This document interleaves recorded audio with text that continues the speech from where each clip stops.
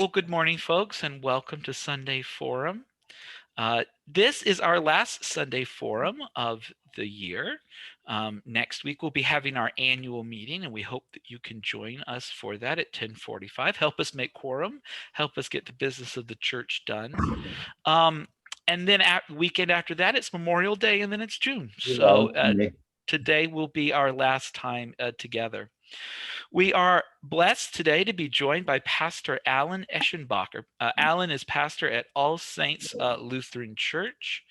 He is also a board member of Spokane Urban Ministries, a nonprofit low-income housing provider located in the West Central neighborhood here in Spokane.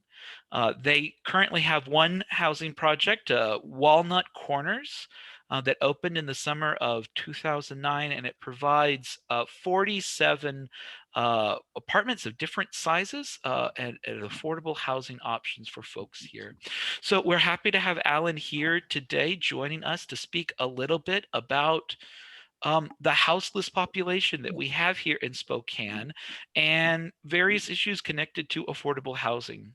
Which affects all of us because we all live in homes. So Alan, thank you so much for being here today. Welcome. Started at 10:30 today. Great to be here. Us to get to another meeting.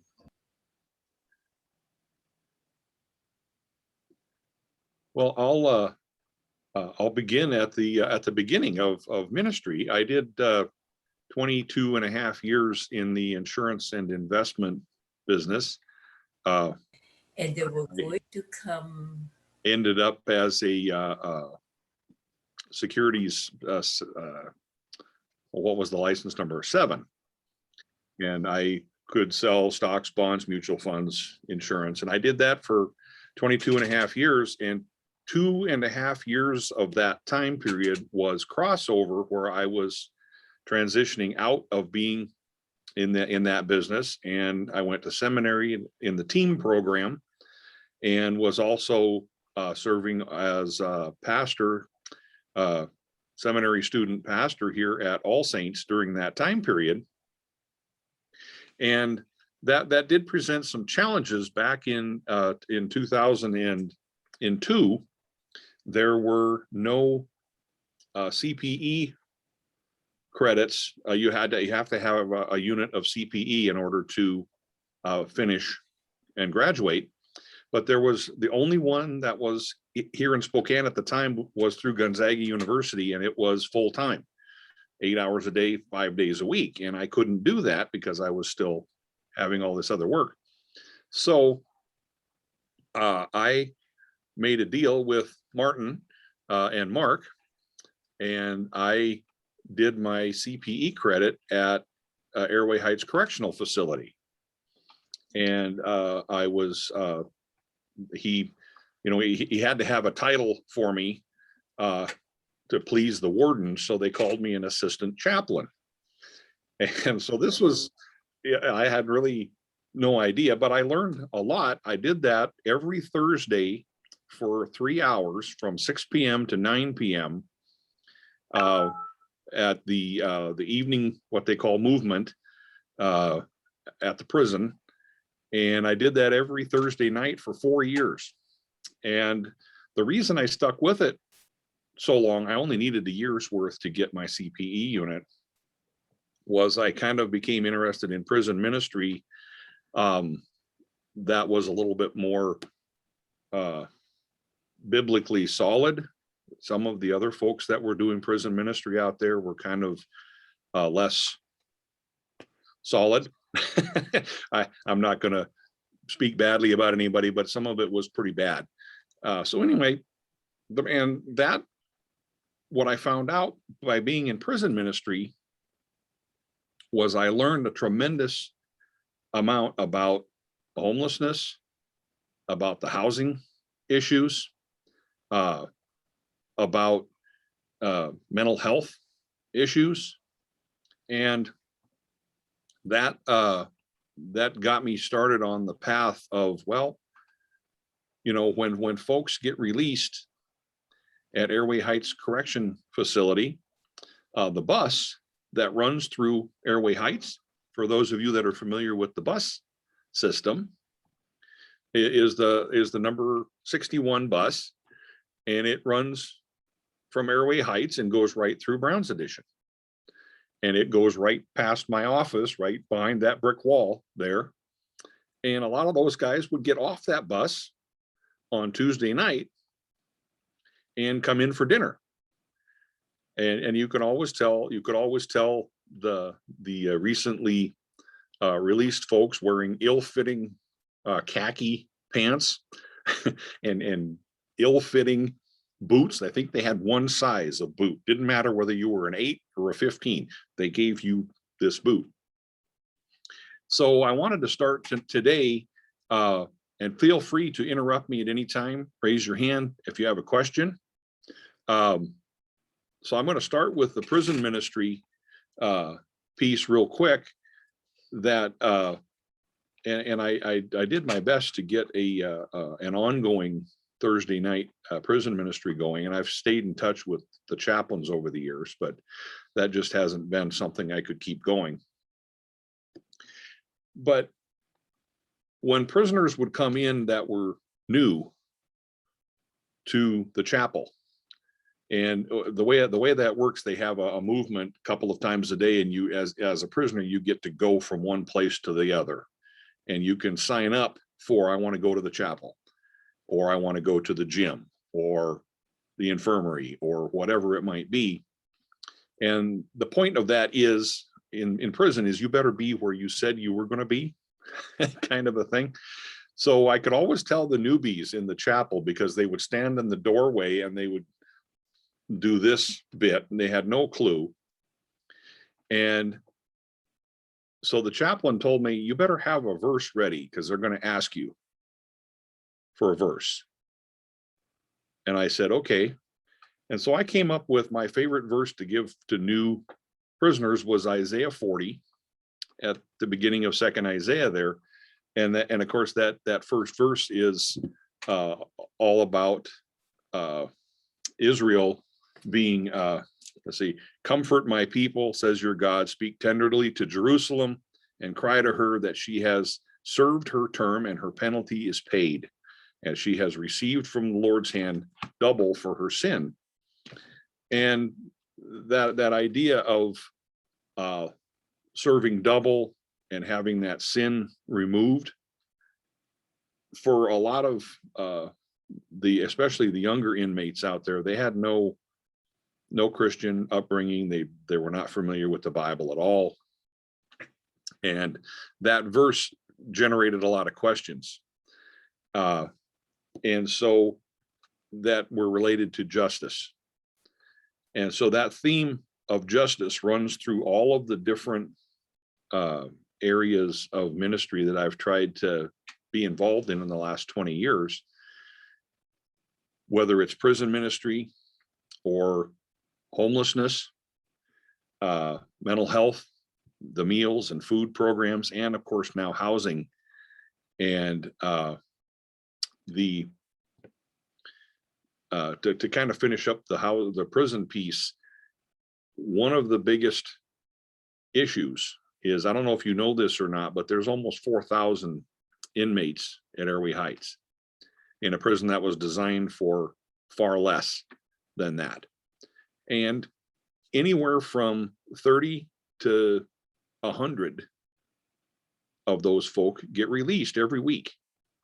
I mean, it's kind of an in and out thing. That many go in, and most of them, 80% of them, stay in the Spokane area and don't have anywhere to go. A lot of them, bridges have already been burned with family. They don't have a job, of course, and they kind of wind up living with other folk, that kind of thing. And so one of the things I noticed right away was, okay, prison stuff, mental health stuff, and housing are all connected from top to bottom in our society because of the way things work. So then when you have a market like it is in Spokane right now, they officially list the vacancy rate in Spokane as 0. there's essentially nowhere to go. Now there is, you can find an apartment if you can afford to pay more money. Well, that doesn't apply to folks just getting out of prison. So the part in Isaiah 40 there where it says double for all their sins, you know, in exile, they served a greater penalty maybe than the crime. And because of the way our system works, these inmates wind up serving much greater penalties because, you know, they might only get 12 months or 18 months or something like that for whatever crime it was. But then that follows them around job wise, housing wise, and it makes it very difficult. So any questions about prison ministry that you may have always wanted to ask? I have a question. Uh-huh. So my question is, I do advocacy work with the criminal justice system. And one of the things that has come up is that people who are indigenous don't have access to practice their beliefs. And that's really difficult because, as I think everyone here knows, your faith is really important to you when you're trying to overcome addiction, when you're trying to, you know, keep a positive attitude, and when you're under stress. And I'm wondering, in your ministry and in prison ministry, what kind of cultural practices are kept? Is it only just Christianity, or are there other denominations or belief systems that are offered to prisoners? Yeah, absolutely. The prison chaplain book, they offer all religions there. There was an Indian drumming night, and those folks that wanted to participate in that. And the really cool thing was that they let other people participate in that every so often. It wasn't an exclusive thing. They would let other people try it, and it was loud. So there was a fun, every so often there was a Thursday night drumming session. And so they tried their best to provide things that fit for each religion, including Satan worship. That was in the manual right there on the last page. It said Satan worship. And the prison chaplain had to do their best to accommodate everybody that made a request. So thanks for the question. I haven't been out there for years. I'm not sure if they're still like, especially during the pandemic, I'm not sure what they did about, because the chapel's small, and it was privately funded to be built out there, and it's not all that big. So I'm pretty sure they probably had to keep that closed down. Thank you. Yeah. Hey, Neil. Hi, Alan. A number of years ago, probably more than a decade ago, Volunteers of America had a transition house. And financially, they were not able to do that. That has never been replaced in the community as far as I know. I don't think it has. Yeah. That seems to me to be vital. Yeah. Well, we have does anybody here have heard of the Living Stones Lutheran Church? It's at I wanted to say McNeil, but it's I just lost the name of the prison. West Side, one of our prisons over there has a Lutheran church, an ELCA church inside the prison. It's called Living Stones Lutheran Church. And they have a population and a pastor. They do worship services inside. And then they also set up release programs on the outside. So at Monroe, I think is where it is. That may not be right either. There's too many prisons. I have a question. There is an opportunity. Yeah. Yeah. We hear about what is done with those who are released, and I hear stories about Union Gospel Mission being successful. Are you going to comment about them and others that we hear about? Yeah, I don't know a lot about the Union Gospel program, but yeah, they will take folks and help with the rehabilitation project. There's also a couple of other places in town here out on Sprague. There's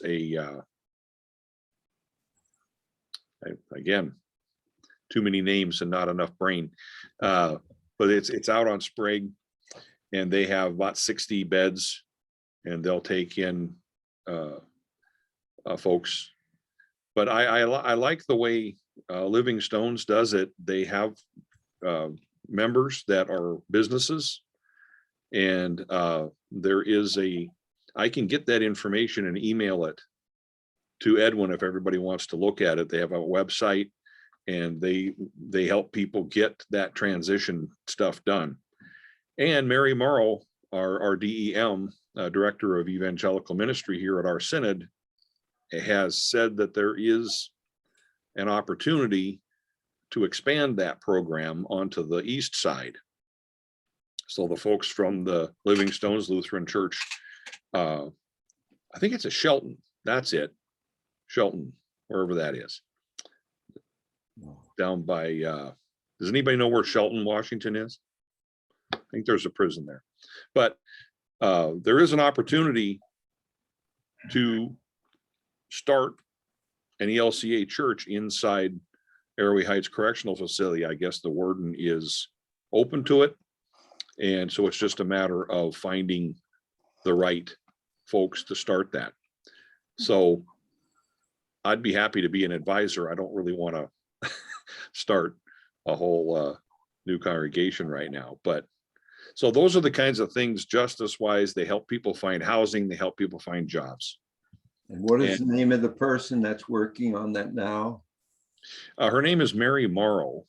She's the Director of Evangelical Ministry for our synod. And she passed along some information to me, and I looked at it. And so it's just a matter of trying to find a congregation that, and All Saints is actually a pretty good idea to sponsor a prison church, because we are so close to Airway Heights and we're right on the bus line and stuff like that. I'm not sure without a partner that we would be able to do that work, but it's just, I just found out about this about a month ago, so I can keep you informed. So, well, moving on, the homelessness is the next thing that kind of popped right away back in 2002 and 3. In Brown's edition here, I noticed a lot of homeless folks. I started in June of 2002, and that summer, the population of homeless people in Brown's edition went way up. And that's when I learned that for the summer tourist season, that at that time anyway, I'm not sure if it's policy anymore, but the police had a policy of doing sweeps in the downtown area to push the homeless away from all the downtown businesses, and they would just move to the outlying areas, one of which is Brown's edition. We have a park and we're close to the river, and so our homeless population went way up. And I wound up talking to a lot of folk and finding out that mental health is a big issue for homeless. 75%, I would say, of the homeless population also have a mental health issue, and almost all of the homeless folk that have mental health issues also have what's called a co-occurring addiction, alcohol, drugs of some sort. And the challenge then that we found was that the meals, people would say, hey, you have any food? Do you have anything to eat? Well, we're 1.5 miles away from the House of Charity. And I would say, well, that's the only place I know of downtown that's serving a meal. Well, then Shalom started to serve meals right around that same time period or a little before. And so I could send people there, but there was always a night or two where there was no meals being served. And Shalom was doing Monday nights and nobody was doing Tuesdays. So we started serving our homeless dinner or our community dinner on Tuesday nights. And I think a lot of you have volunteered for that. Thank you. And we will be sending out a notice here to have a meeting to see about setting that up again. So being homeless, people explained that to me as being abandoned, being in exile in the middle of a sea of people. So they're wandering around downtown, Browns Addition, high population areas, lots of people, but nobody saw them. It was easier to look away. And so what we tried to do here at our Tuesday night dinner was make sure people got seen. We always had a greeter at the door. That was generally me, to make sure everybody was welcomed. And if they had a problem and once the meal got going and so on, they could come and chat. And that was a key part of that ministry, was making sure people felt loved and that they were important, and that we weren't here just to, shove a bag of food in their face and go away. We sat at round tables, family style, and talked and had in the beginning, when we weren't so busy, our volunteers would serve the meal and then sit down and eat with folk. And that inclusion piece, so that people don't feel like they're, exiled right in the middle of a big town. And oftentimes it was a town that they grew up in. And I guess my strangest story was a gentleman came about 70 some years old, and I recognized him as one of my English professors from Gonzaga University. And I thought he was coming in to volunteer. No, he's homeless. And he explained his situation to me, that he's got mental health issues, and that once he retired from teaching at Gonzaga, he chose voluntarily to turn his retirement and all of his house and everything over to his daughter, because he was afraid of losing it all. So he basically gifted everything that he had, and he, for his own health, needed to live on the street. And he passed away probably 3 years later, but he was a regular attender of our Tuesday night dinners. Very sharp guy, but he was had mental health issues and also addiction issues. So those are, it isn't just people out of prison and that you think of. And unfortunately, our society doesn't do a great job with justice for folk. So most of you already know about and sponsor or help us with our meal program and our food bank, and have volunteered there. So we serve anywhere from 50 to 100 people a week, get food here, either on Monday, Wednesday, or Friday. We work with the community center, Southwest Spokane Community Center, to deliver food on Fridays, as well as Monday and Wednesday. And we partner with Northwest Harvest and Second Harvest to get food.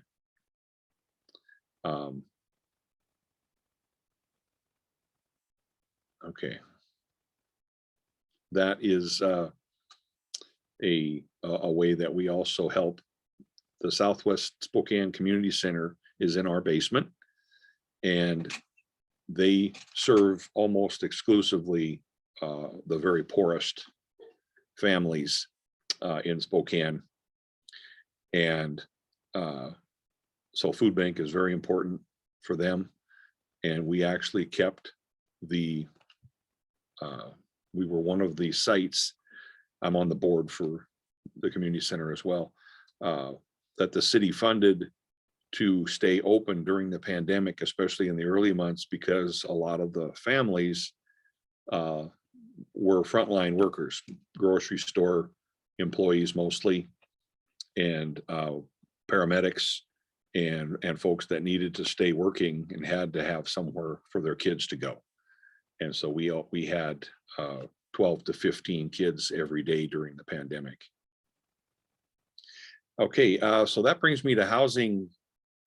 I can go on for a long time on housing, so stop me if it's boring or ask questions.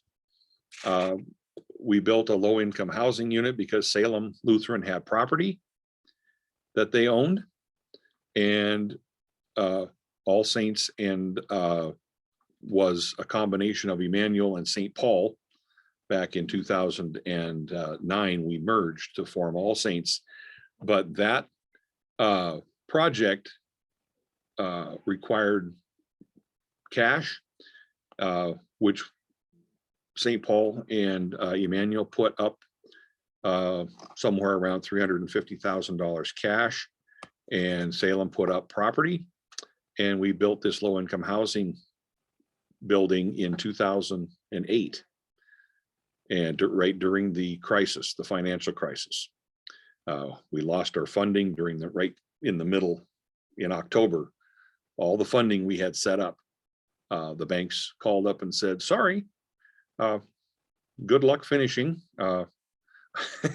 We're out, and they left us. And we had about $1.5 million sunk into a big hole in the ground up there across the street from Salem. And it took a month of scrambling and praying to find funding for that, but we did manage to get it put together. And so we are an official, what's called the tax credit HUD property.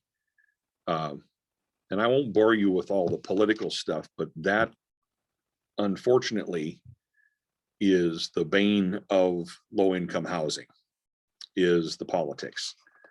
Everything we do is governed by the Washington State Housing Finance Commission, who administers the HUD contracts.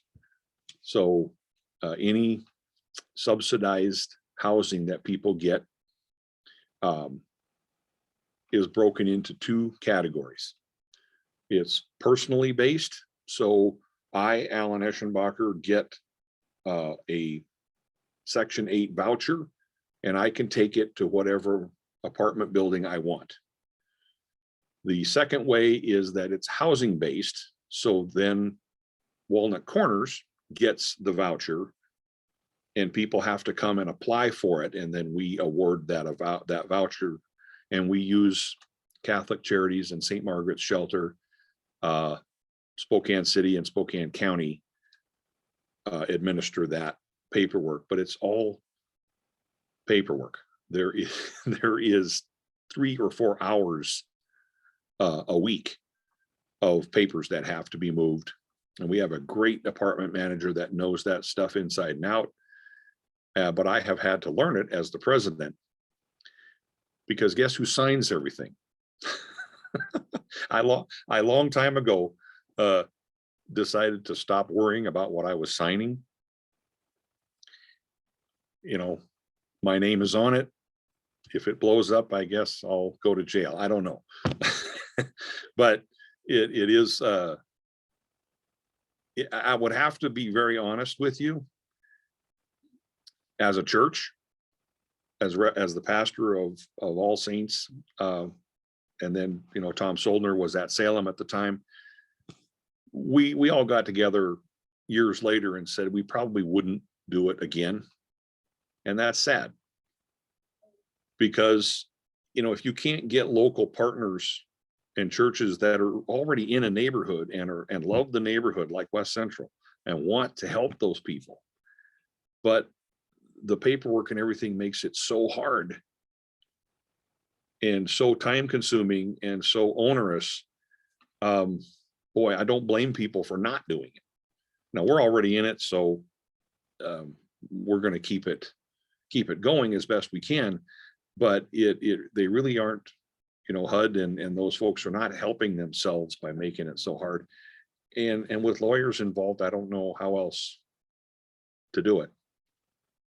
So if you know anybody that's interested or has a heart and patience to work with low income folk and with government officials, send them to me and I'll get them on the board. And the way our board is set up is nonprofits join the board, and then that nonprofit can assign people to be on the board. So it's not an individual thing, it's a organization thing. So the organizations that are involved right now are All Saints Lutheran Church, Salem Lutheran Church, and I think that's it. Yeah, we had St. Paul and Grace at one time, but they've merged or gone. So, but right now, housing, the Spokane city has put together a housing task force, and we're coming out with some recommendations. Unfortunately, right now, hot prices for housing are hurting poor folk way more. Anything that is even remotely affordable is being bought up by folks that can afford to jump in and pay a little more and buy it for a rental or buy it for speculation.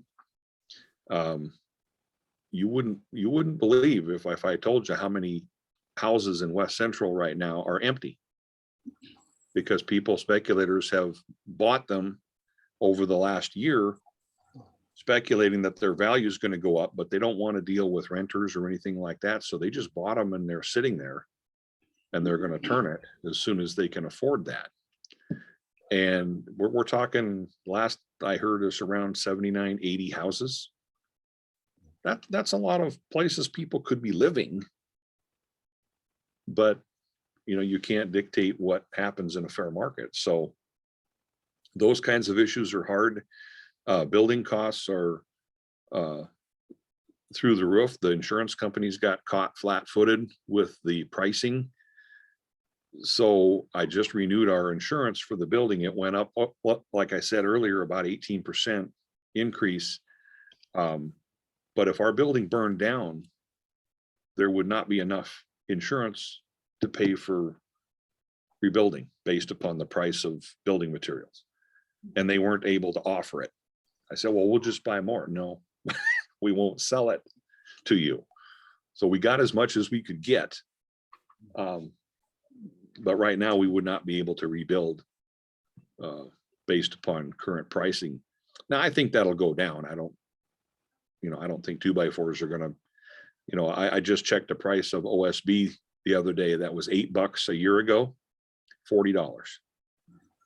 See, 5-fold increase in a year. So those kinds of things affect housing. People have to pass in order to get subsidized. You go through Catholic Charities or you go through the Spokane Housing Authority and you apply. The waiting list for our apartment building right now is almost 200 people are on the waiting list, and we have 47 units. Wow. So, Alan? Yeah. I see Anne Marie has had her hand up.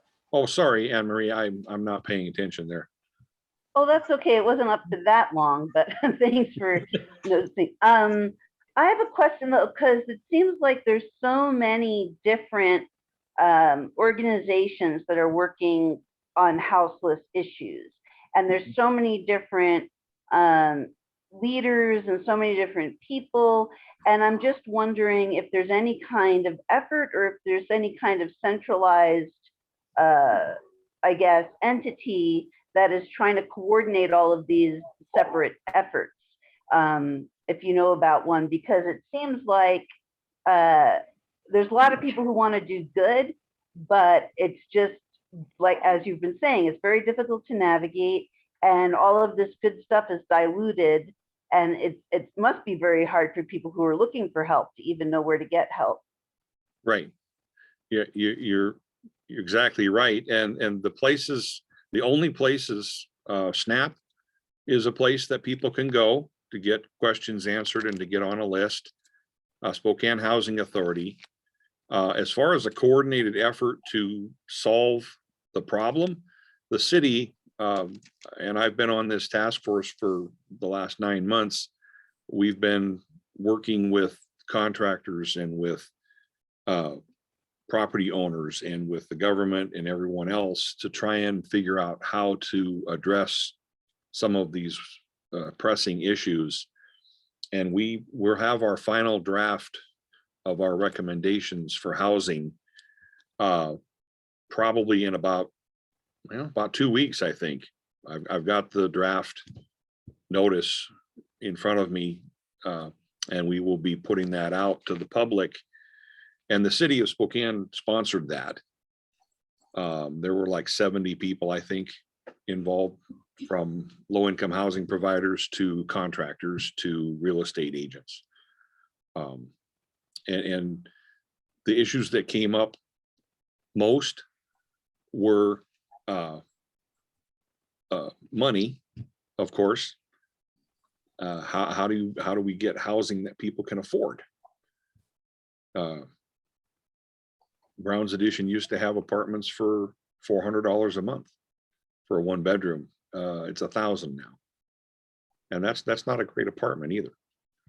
So there's a lot of upswing there, but we are working on that with everybody we can get involved. So It looks like there's another question. It's either Karen or Yeah, Fred Karen. Stahl. Yeah, this is Fred. I'm always in the box with Karen and we don't have the camera on, but you've made so many good ideas and we're all aware of how bureaucratic things can be. Karen has worked on a lot of organizations where she's had to deal with that, and it's only gotten worse. I'm wondering, is there any way that your ideas, any of the ones we're hearing, could be done without the bureaucracy, independently? We've never lived in an area as wealthy as Spokane, and the really wealthy are just looking for ways to support good ideas. And I've seen that in the few years we've lived here, like the Fox Theater. Whenever I'm guiding tours there, I point to the top of the lobby there and I say, can anybody read that number up there? And it says $2 million. The people and organizations that donated $2 million to the 30 million to renovate the Fox Theater.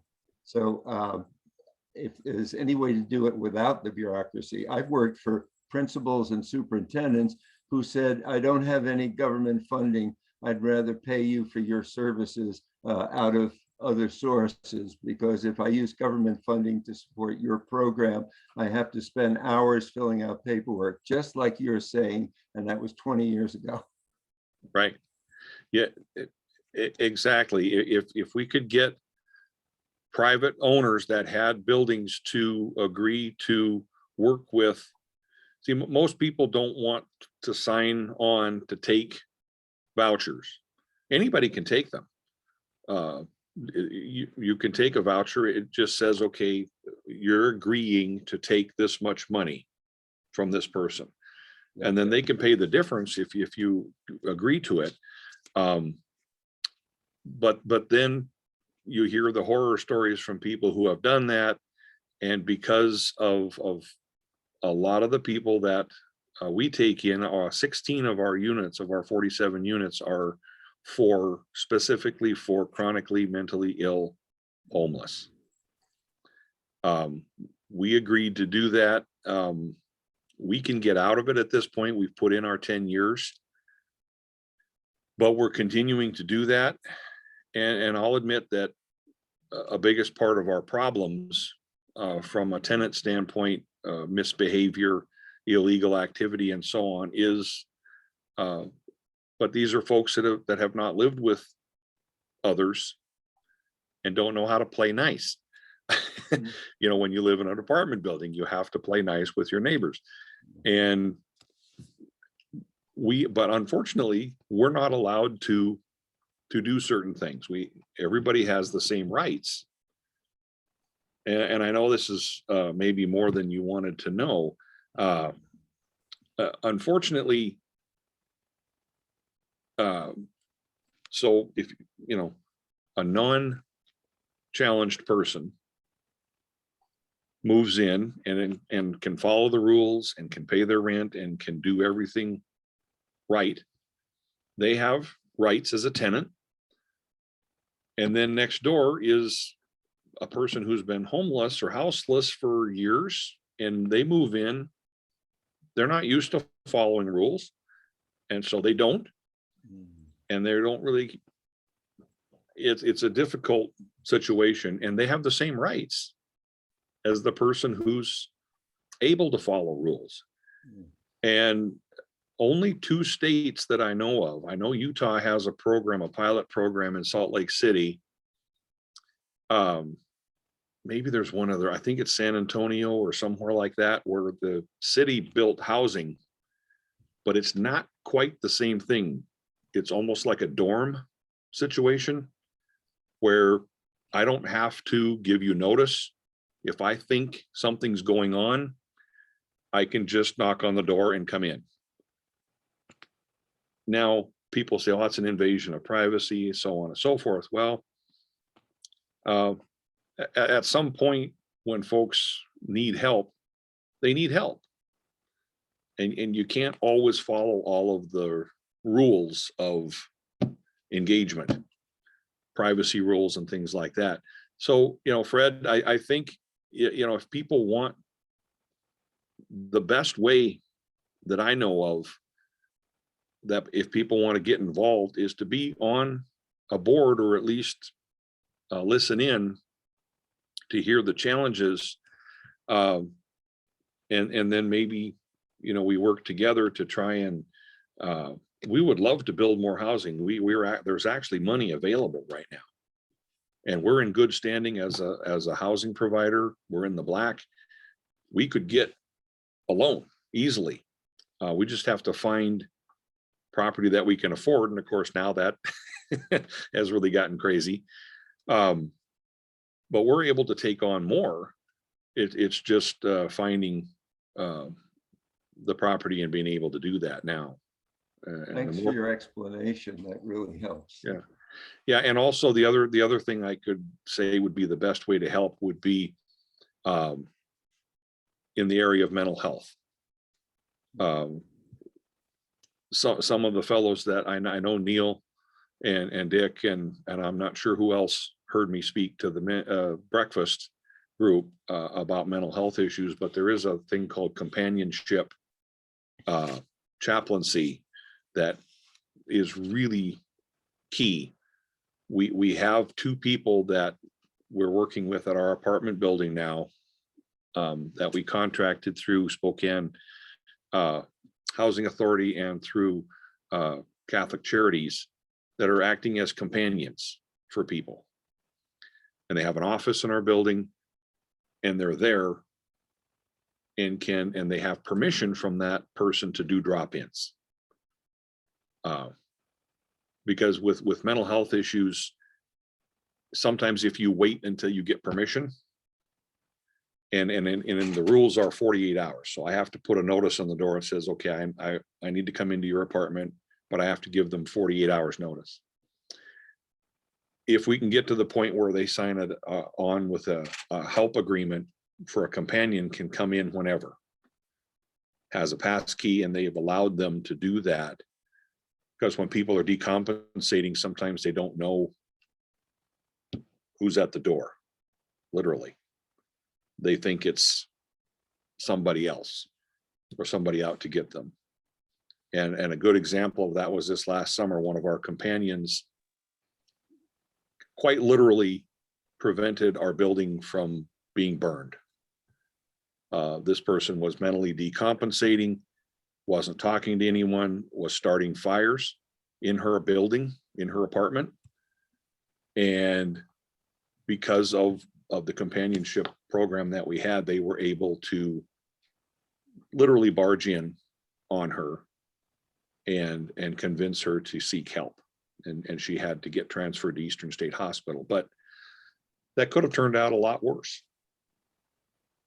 You know, 48 hours, if you got a fire going, 48-hour notice is doesn't work. You can't make it work. So Oh, Janet asked a question in the chat. Yeah. What does OSB stand for? Office of State, no. It was in building materials. Oh, OSB, sorry. Oh, It's called Oriented Strand Board. A lot of people call it chipboard. And basically they take wood chips, they mix it with glue, and they squeeze it under high temperature and high pressure, and they make this really tough building material. They got tons of wood chips, but there's no glue. So that's why the price of it is $40 a sheet now. And that is a mainstay to building projects. I mean, our apartment buildings are built out of it. They put up the frame and then they stick up this oriented strand board. It's incredibly tough stuff. But you can imagine if you're building a house for apartments, the costs would be astronomical. yeah, we've had all kinds of building supplies recently, been very, very expensive. Yeah. I saw Dick hands first and then Yeah, Dick. Pat. It's not Dick, it's Patty, the other half of Dick.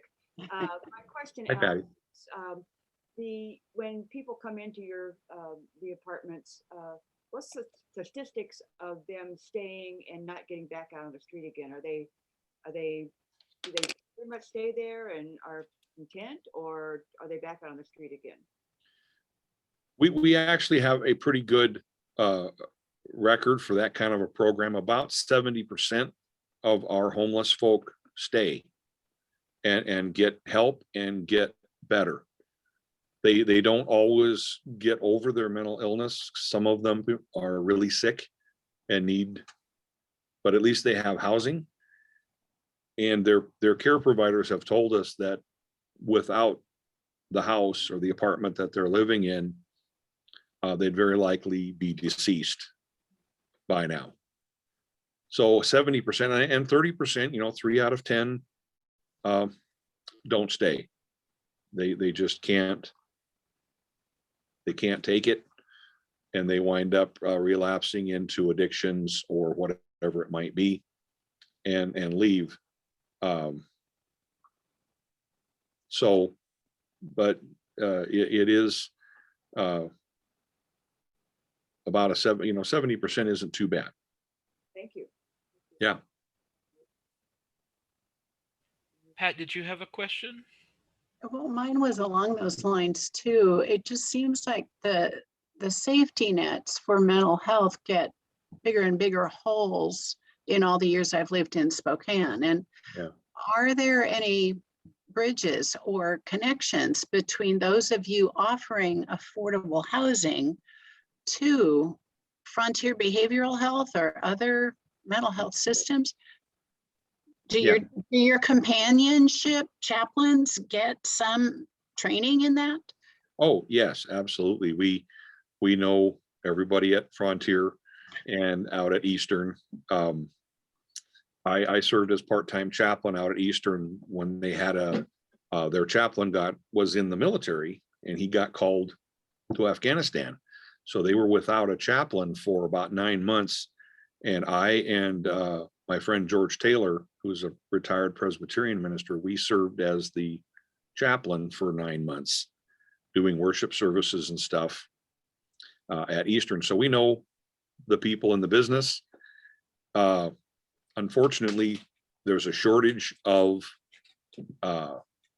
psychiatrists because it's the lowest paid, and you have to have an MD. You got to go to medical school just like everybody else. And if you have a choice between being a specialist, a surgeon or something like that, or a psychiatrist, guess what? So there's, and it's unfortunate, like Spokane psychiatry, for the folks that are homeless and can go in to see somebody, they get like 15 or 20-minute appointments because they just don't have time to do it. And so that is another case where the companion is huge. if they have somebody to talk to, if a homeless person is decompensating mental health wise, and they have a phone number or somewhere that they can talk to somebody, any of you could do it. All you have to do is be willing to just have a conversation with somebody, like a friend. Just, hey, how you feeling? What's going on? Whatever it might be. And did you take your meds? You know, just an innocent question, stuff like that. Have you opened the curtains today? Simple little things that I take for granted. I mean, first thing I do in the morning is open the curtains. When you're super depressed, you don't do that. And so that gets everybody involved. I mean, there's only, okay, let's say there's 3,000. I know the city says there's only 1,500, but let's say there's 3,000 mentally ill homeless people in Spokane. Well, there's way more than 3,000 households in this town. If we could get 3,000 households to sign up to be companion houses, so one or two people at that place agrees to be available for a phone call or to check in on somebody once a week. I mean, we're paying people to do it now at our apartment building. We've got a man and a woman through House of Charity, and we're paying House of Charity for them to be there and to do that kind of work. But it could be done by a volunteer. I mean, I know it's a big ask, but that would be the kind of thing that would be helpful. Anne Marie has a question, and then Okay. I think Alan will have to go off to his next appointment that starts at 11:30. So. No, I'm okay. Okay. Anne Marie. My counsel is running the meeting without me. Well, thanks. I'll try to be quick. I was thinking about solutions in terms of how, you know, the situation right now, we're in a crisis, right? For whatever reason, property prices are going up, building materials are expensive, and this all has to do with like the supply chain and the pandemic and all of that. But people's personal crises don't revolve around these other issues. So I noticed the other day that there's people living in their cars around Corbin Park in North Spokane, and I saw police cruisers going by. And, you know, these are people who have a place. I mean, they have a roof over their head. It's a vehicle, but they have a roof over their head. And you know, all they need to do is have expired tags or an expired license, and then they even lose that.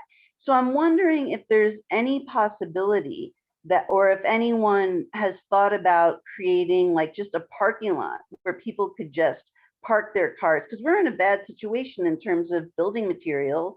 So why not have a safe campground instead of having people, you know, scared that the cops are going to come and make them move or arrest them? I mean, it just seems like we're not, as a community, we're not responding to the crisis at hand.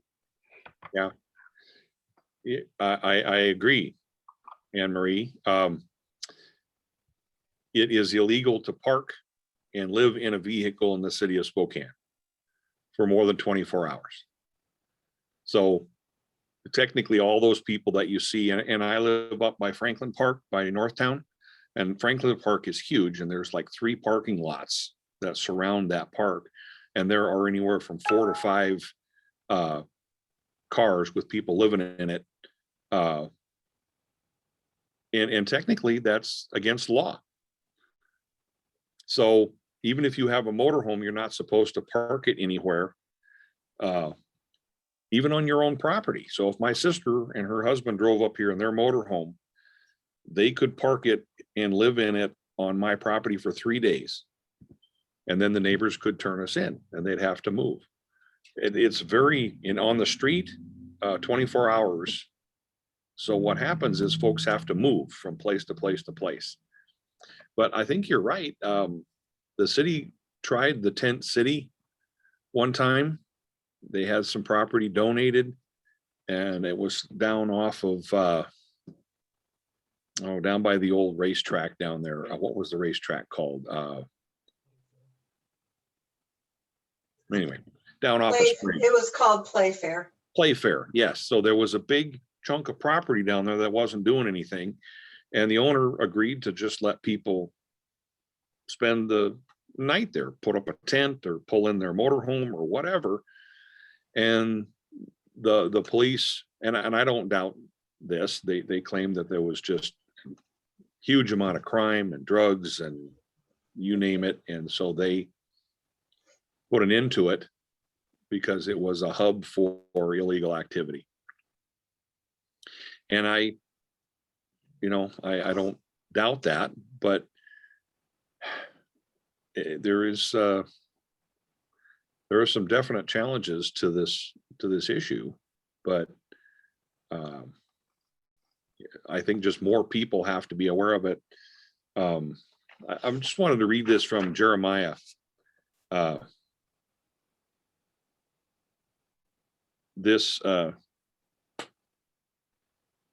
Jeremiah chapter 22, verse 13. And this is from the Message, so got to take Mr. Peterson with a grain of salt, but doom to him who builds palaces but bullies people, who makes a fine house but destroys lives, who cheats his workers and doesn't pay them for their work, who says, I'll build me an elaborate mansion with spacious rooms and fancy windows. And the thing that struck me about that verse was most of the folks that need a place to live, they don't want spacious housing with fancy windows. With our apartment buildings are pretty basic. They're wood construction with the main hallways and stuff have concrete floors, but everything else is wood, and they're fairly simple, but they're a mansion for people who are off the street and have never had anything. And I think folks think that, oh wow, they're getting this free apartment or whatever. It's not free. I mean, the cost of mental health is very costly. People lose their families, they lose their dignity, they lose their ability. We had a guy that came in off the street after 10 years. He slept on the floor. He wouldn't let me get him a bed. Said, I can get you a bed. Nope. He slept on the floor for years. And he ultimately couldn't deal with other people. And he was an alcoholic, and that he died in his apartment of alcoholism. And he didn't want help, and I couldn't force help on him. So he got failed a long time ago. And that's where we have to understand mental health issues. Some people, there's no fix. I mean, my friend Rocket, Richard Reinhardt, Rick Reinhardt from Minnesota, was a longtime alcoholic, and he went through several programs to get off alcohol, but his brain was completely broken. And without the alcohol, he couldn't function at all. With some alcohol, he could. And there are countries that do that. Is anybody aware of the Copenhagen Project? Yeah, they hire a city worker who has a work team who's all alcoholics. After 3 hours of working, they all have a beer together. They sit down because it's necessary. They literally can't function without it, but they can do some minimal things. Now, I don't know how you would ever get a program like that to fly here. You think we could do that in Spokane, Neil? Oh, maybe. I used to administer people's mental health meds completely against the law, I had folks come in and say, hey, you know, if I keep these pills with me, I'm going to sell them to somebody. Can I come in once a day and get my pill from you? And I said, sure. Well, then I found out that that was illegal to do that. So I quit doing it, but it was fine. It worked well. He showed up at the same time. I gave him his pill. We had a nice chat. He went on his way and came back the next day. I had to give him 2 on Friday because he had to have Saturday. But so stuff like that, you know, maybe it shouldn't be illegal. I don't know. Alan, I have another question. This is Patty. Yes. Hi, Patty. Do a lot of the people on the street or in your apartments, do they have access to money like Social Security money or military disability money, or are they truly without money at all? Most of our, not most, half of our tenants have Social Security disability. And that alone qualifies them for a certain subsidy level, depending on what their SSD pays them. If they're on full disability or partial disability, then the amount they get from SHA differs. And if they go to work, for example, and they earn a few bucks, so everybody has to turn that in every so many months. They have to say, hey, I worked and I earned X amount of dollars. And then the housing authority adjusts their subsidy based upon that. So about half of the people do have some sort of income from Social Security or disability. And the other half literally have nothing. They have the basic, the minimum, I believe, is $239. I think anybody gets that if you sign up, if you're homeless, but you don't want to get disability or whatever. I think it's $239 a month. So it's not much. And so their subsidy is what we call a full subsidy. It pays their entire rental amount. Thank you. So the rental amount for each unit is preset, and then you try to reach that level through your HUD certificate or their whatever sources of income they have. If you fall short of that, what happens? Well, then they wind up getting their rent adjusted, or we have to see, like this last year during the pandemic, usually in a given year, we'll maybe be 5,000 or 7,000 short. During the pandemic, we were almost 15,000 short for rent. So we have to figure out a way to cover that. But Dick, you have 60% housing and then on down to zero, meaning that the person that lives there has no income whatsoever. And the person that's in a 60% unit means that they earn 60% of what the average wage is in the county of Spokane. So then they have to pay a greater portion of their rent. And the idea is that people move along that line until they don't need low-income housing anymore. And we've had quite a few people do that over the years. People who what we call earn out or wage out because their wages are too high. They don't qualify for their subsidy anymore and they have to move. Well, that all of a sudden is now a problem. We have a couple of people that are up against that barrier of where if they keep working, they're going to make too much money to live there.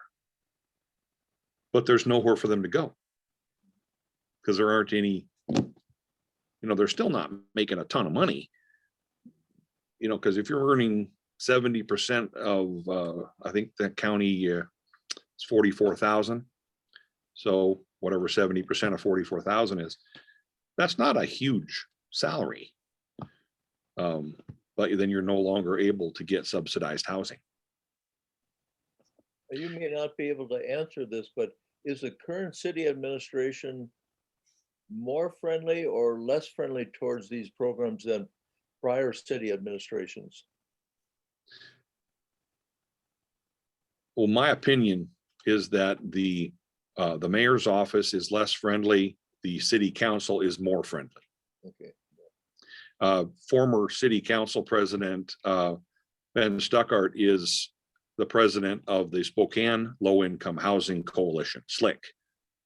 And Ben is a sharp guy, and he has learned the housing business quick. And we're very happy to have him working with us now. So, yeah, that's I could tell you all sorts of more stuff. So Dick, did you have another question or? That's it. No, I think Neil does though. Oh, Neil does. Well, I was going to comment, in terms of companion that you outlined, 3,000 homes in Spokane, people who are willing to be connected to someone who's homeless and check in with them. In Alcoholics Anonymous, if you're going to be a sponsor, it's a daily thing, and you're available on emergency. You're in daily contact with whomever you sponsor. Right. Being in touch 2 or 3 times a week, and then responding to crises if you need to, is much less of a demand than the kind of commitment that someone makes as an AA sponsor. And the possibility of your life being enriched through that process is a payoff, really. Yeah, and that's why the chaplain that would be in charge of the companionship program there is a little bit of a placement thing. So the chaplain then would be kind of charged with, and this is how the Seattle mental health chaplaincy works. They kind of know who they're working with. And so they know who's going to need more help and who's going to need less help. And so when they're working with companions who volunteer, they make sure they assign that appropriately, because some folks need to have a call every day and some, once a week. So yeah, but it does enrich your life. I mean, I had a weekly meeting with a mental health patient that lived here in Browns Edition for probably 15 years. We met every week with he and a friend of his, maybe, or just the two of us, and we would meet at the church, or we would go get coffee or whatever.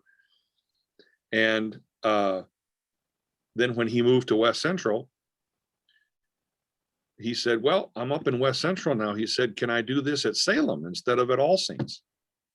So I checked in with Leave, and sure. So now Leave Larson Andrews is doing that.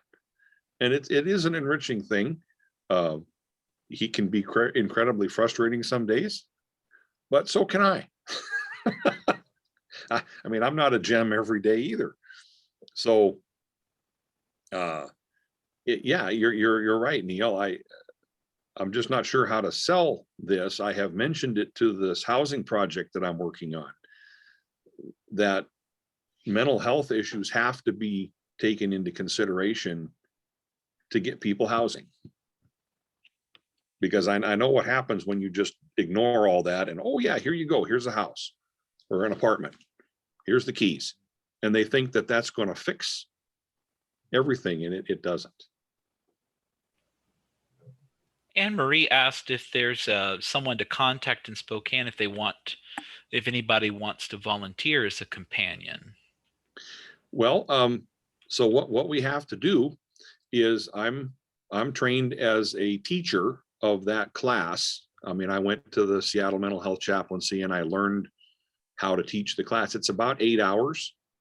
And what I did the last time I taught it, and it's been a while, we haven't had any interest, is if I can get a group of 5 or 8 or even 1 at this point, I would do it.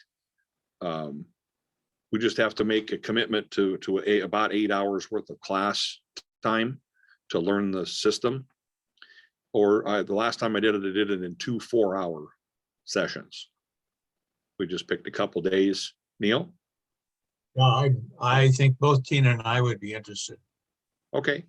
Yeah, well then, why don't we stay in touch?